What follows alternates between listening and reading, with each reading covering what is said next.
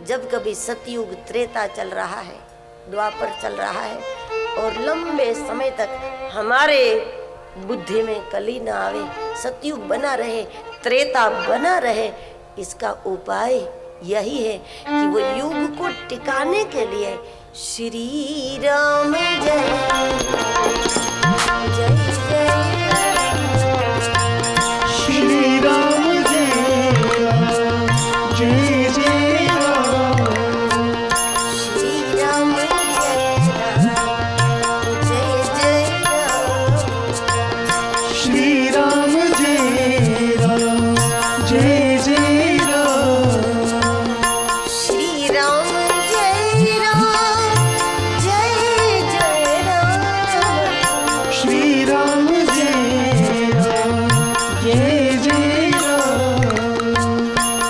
श्री राम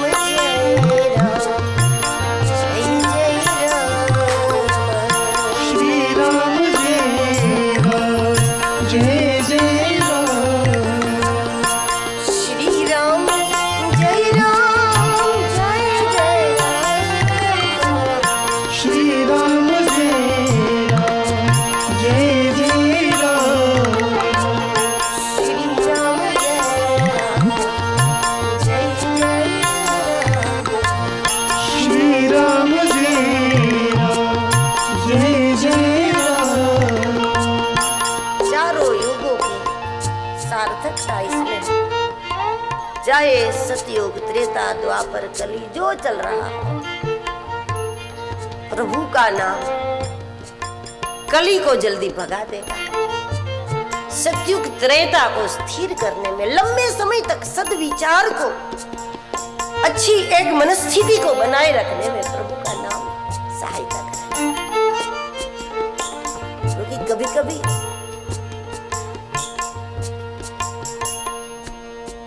ऐसे दुर्जन व्यक्ति की खोपड़ी में भी अच्छा विचार आ जाता है कि चलो हम भी गायों की सेवा करें, हम भी कुछ अच्छा करें। फिर वो करता नहीं है, पर कभी कभी दुष्टों की खोपड़ी में भी 2 मिनट भी आ जाता है कि चलो हम भी कुछ अच्छा काम करें। अवसर देते हैं ना ईश्वर चांस देते हैं सब। इसलिए दुर्जनों की खोपड़ी में भी कभी कभी अच्छी बात आ जाती है, चलो हम भी भजन करें, चलो अच्छा कोई काम करें, कोई अच्छा आयोजन करें, कोई अच्छा सत्संग आयोजित करें। मन बनता है उनका। दुष्ट की खोपड़ी में ये बात आ जाती है कभी कभी। तो इससे यदि आपकी हमारी खोपड़ी में कोई अच्छा विचार आ जाए तो ये नहीं समझ लेना कि हम इतने अच्छे हैं कि इतने अच्छे विचार हमारे अंदर आते, भगवान चांस दे रहे हैं हमको, और सही में वो विचार टिक जाए और हम सही में सज्जन हो जाए तो उस मौके पर उस विचार को बनाए रखने के लिए उसको नाम का आधार दे दो। नामाधार मिल गया तो एक दुष्ट की खोपड़ी में आया अच्छा विचार भी साकार हो जाएगा। ये अवसर है। हमारा भूतकाल में हमसे जो गलतियां हो गई थी, पाप हो गए थे, उसकी समाप्ति नाम से हो जाएगी। हमारा वर्तमान धन्य हो जाएगा और हमारा भविष्य सुनिश्चित हो जाएगा। ये तीनों काल और तीहू लोक, पाताल लोक, पृथ्वी लोक, स्वर्ग लोक, ये तीनों का अनुभव हम कर लेंगे। पाताल लोक हमारे अंदर चल रही विचारधारा, मन में जो पड़ी है बात, वो पाताल में हम व्यवहार में लाने की कोशिश करें, संकल्प करें। ये भूलोक है, संकल्प करें, हम अपनी भूमिका बनावे। ये भूलोक है, भूमिका बनावे कि हम कर सकते हैं, हम करें। ये भूलोक है, संकल्पित हो, ये भूलोक हो जाएगा। और बाद में जैसा संकल्प किया वो सब करने लगे, वो माहौल बन जाए, वो कार्य हमारे हाथ से एक दिव्य काम हो जाए, तो फिर यही कहीं पर ऊपर का लोक हो गया ना हमारे लिए। अब देखो हम सत्संग में हम लोग तो कहाँ हमारे लिए नीचे का लोक है क्या? हम पृथ्वी लोक में है। संत विभूतियां दिखती है पृथ्वी पर, वो पृथ्वी पर होते नहीं है, उनका विचरण गगन में होता है। सामान्य जीवन से वो ऊपर ऊपर ही होता है। हम लोग मानते हैं कि साधु संत पृथ्वी पर हमारी तरह घूम रहे हैं, वो पृथ्वी पर नहीं होते, उनका विचरण होता है अवकाश में। वो तो उड्डयन करता है, अध्यात्म के आकाश में घूमता है मस्त। अध्यात्म आकाश है, अध्यात्म अमृत है, अध्यात्म गगन है, अध्यात्म ऊंचाई है। उस ऊंचाई पर वो मस्ती से विचरता है, उड़ता है वो तो। चहु जुगती कालती चहु जुगती कालती हूँ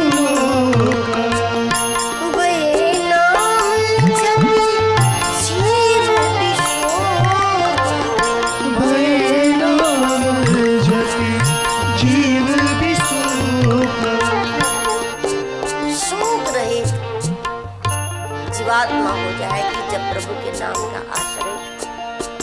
अन्यथा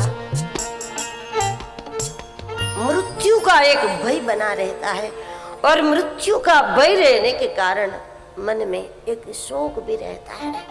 जैसे कि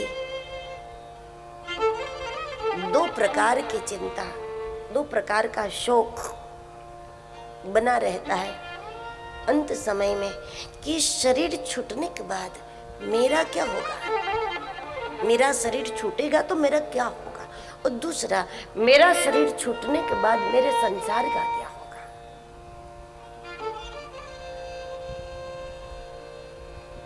हम चले जाएंगे बाद में, इसका क्या होगा, घर का क्या होगा, परिवार का क्या होगा, बच्चों का क्या होगा, दुकान का क्या होगा। ये सब जब तक आप शरीर में हैं तब तक ख्याल न करो, वो भी गलत है। लेकिन शरीर छोड़ने के अवसर पर उसकी चिंता करो, वो भी तुम्हारे अधिकार में नहीं है। उस समय हमें उसको नहीं सोचना है, वो हमारा अधिकार नहीं है। और यदि आपको ऐसा लगता है कि हमसे तो हो ही जाएगा, हम छोटे छोटे बच्चे, ये परिवार, इतना बड़ा घर, तो इसका शौक होगा हमको, क्योंकि हम फंसे हैं उसमें। तो बड़ा सुंदर उपाय महापुरुषों ने बताया कि यही समझ लो कि जिस दिन हमारा शरीर छूटेगा ना, ये दुनिया तब तक है जब तक हमें,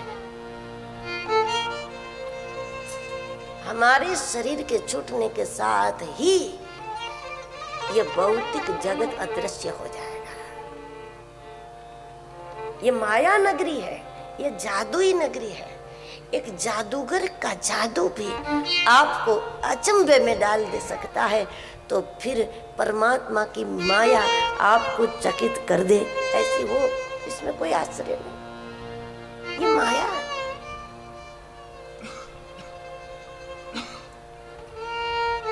ये वास्तव में है या नहीं, ये भी निश्चित नहीं है।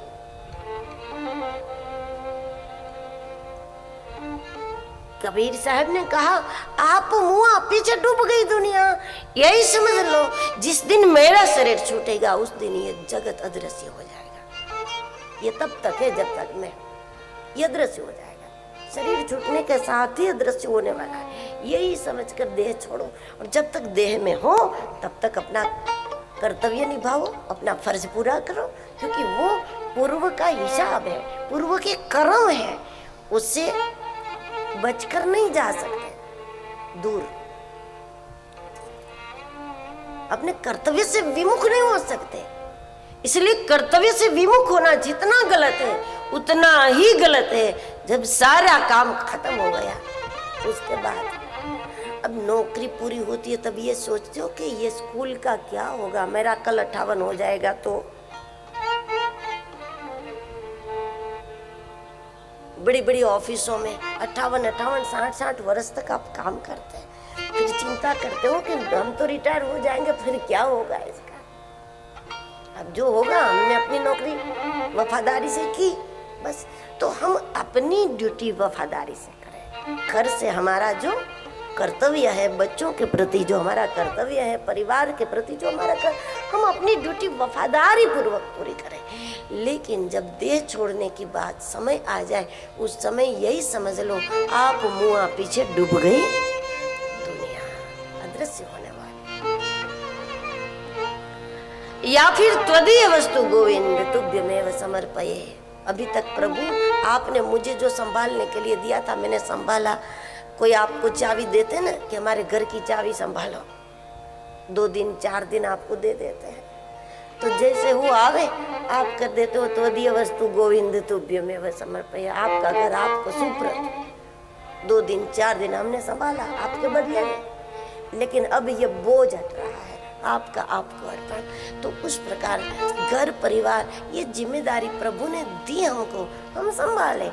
लेकिन जब समय पूरा होता है तब भगवान का भगवान को अर्पित करो और फिर सोचो कि आपके घर परिवार को आप ज्यादा सुखी कर सकते हैं कि ईश्वर ज्यादा सुखी कर सकते हैं। हमसे तो कई गुना वो समर्थ है, शक्तिशाली है, हमसे कई गुना वो सुखी कर सकता है। इस प्रकार नाम जप करने वाला सभी प्रकार के शोक से मुक्त होता है मृत्यु के समय।